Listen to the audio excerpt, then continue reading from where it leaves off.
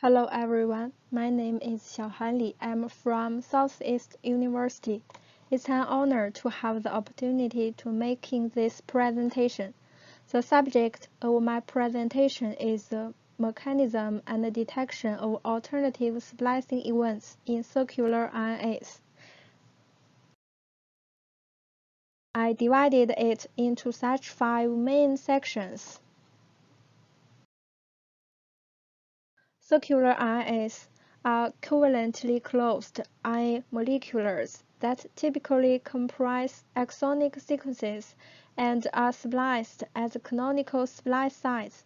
They were first discovered in RNA virus 40 years ago and later were revealed in unicellular eukaryotes, archaea, and higher eukaryotes.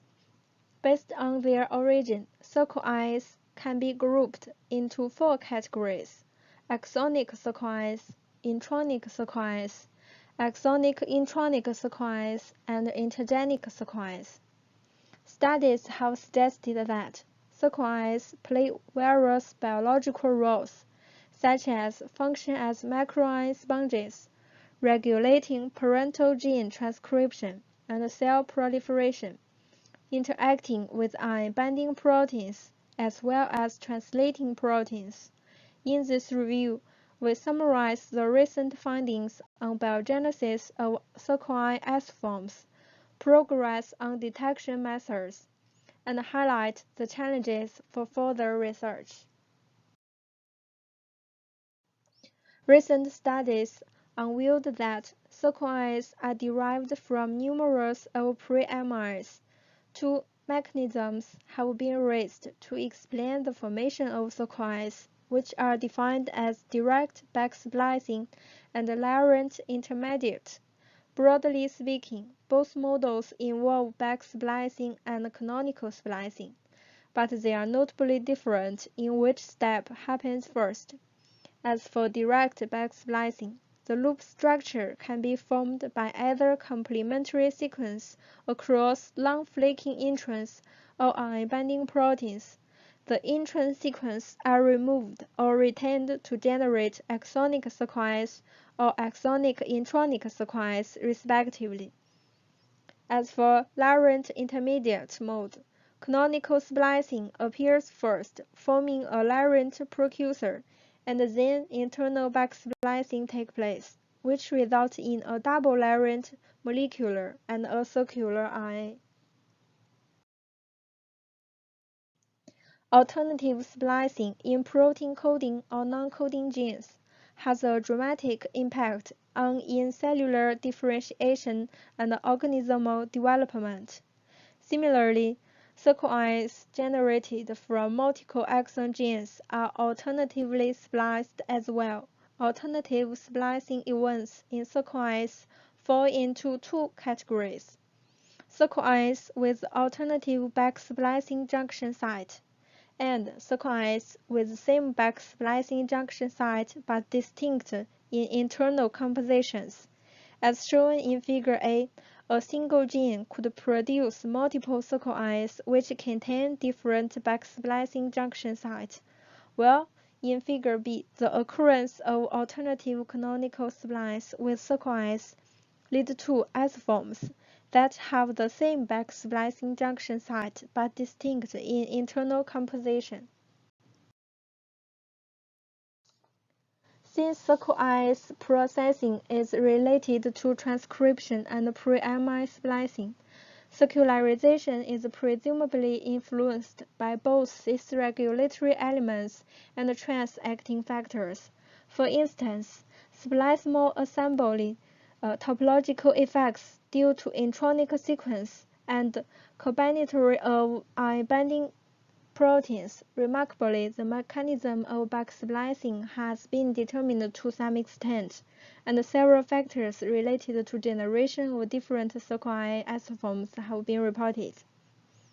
Reverse complementary sequence flaking the circularized exons, such as abundant allele elements, highly conserved mammalian wide interspersed repeat sequence, or other non-repetitive complementary sequence are efficient to enhance exon circularization by forming paired duplex structures.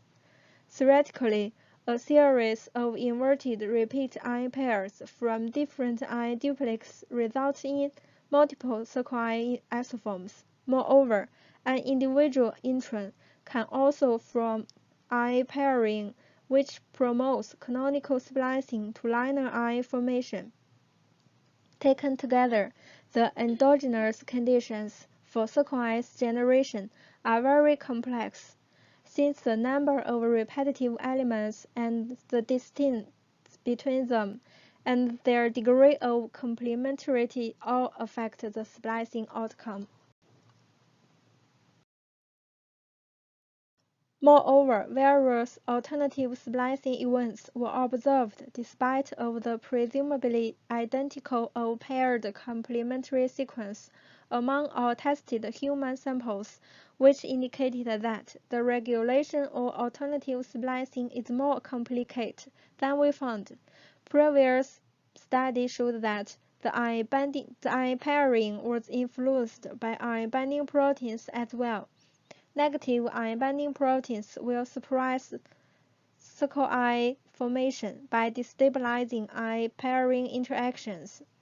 Nevertheless, those factors mentioned above will can't adequately explain the widespread nature of alternative splicing in circuits.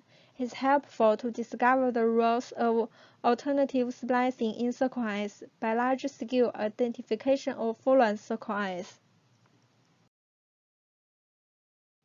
Circuits containing unique backsplicing junction sites are differ obviously from their host linear I counterparts, and hence the backsplicing junction site is critical for their identification. Given the fact that distinct splicing leads to differential components of exons or introns using backsplicing junction sites only to represent subset of circular variants greatly limits our understanding of biogenesis, functions, and evolution of circuits among species. Recently, a number of efforts have been made to address this challenge. Current studies show that circuits abundance is approximately less than 10% of their corresponding linear Is, and the estimation of circular isoforms with lower expression level probably be biased. Therefore, circuits enrichment is needed prior to I library construction and sequencing. Owing to the covalently closed structure, most circuits showed higher tolerance to ribonucleic R digestion in comparison with linear Is. As shown in Figure A, linear Is are first depleted by ISR digestion. After the remaining I is polyadenylated, a second round of depletion of poly-Is using oligo-DTBs leaves a highly enriched population of circuits. In an alternative manner, shown in Figure B, researchers drawing the inspiration from the Figure A method found that ISR could digest linear Is more efficiently by adjusting the reaction buffer. While it's worth noticing that extensive purification steps will cause significant bias on circular abundance. At present, a combination of RNA-seq with bioinformatics serve has been widely used for large-scale determination of circuits. Table 1 listed the recently published bioinformatic tools used for alternative splicing detection in circuits. These tools have different advantages in detection of circuits isoforms. However, they all face an inherent challenge, and that the reconstruction of circuits relies on the read length as well as the insertion size of CDN libraries. So they are limited to small circuits and based on prediction of large circuits. According to the aforementioned that read length is the key determination of full-length circuits validation, the utilization of third-generation sequencing technologies such as Pachelbel long-read sequencing, is likely to identify sequence variants accurately. As reverse transcriptases have potential strand displacement activity, it allows the displacement of any complementary sequence hybridized downstream to produce many copies of the same template. Owing to the unique structure of sequences, multiple rounds of reverse transcription could produce double or triple-size products. Some methods have been developed by combined nanopore sequencing with a PCR-based approach to gain insight into the internal structure of sequences. From what have been discussed above, we can draw the conclusion that the regulation of alternative splicing in endogenous conditions is far more complex than we have discovered and requires further investigation. To some extent, identification of their full-length sequence contributes to further understanding the regulation and function of alternative splicing. In light of the issues, novel bioinformatics tools have been, as well as long-read-based sequence methods, are needed to reconstruct sequence S-forms. And we believe that, with the development of methodologies, new insights will be provided on understanding roles of sequences and previous unknown biological phenomena in the coming years.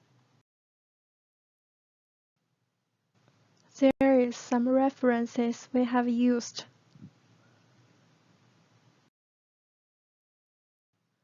Thanks for your listening.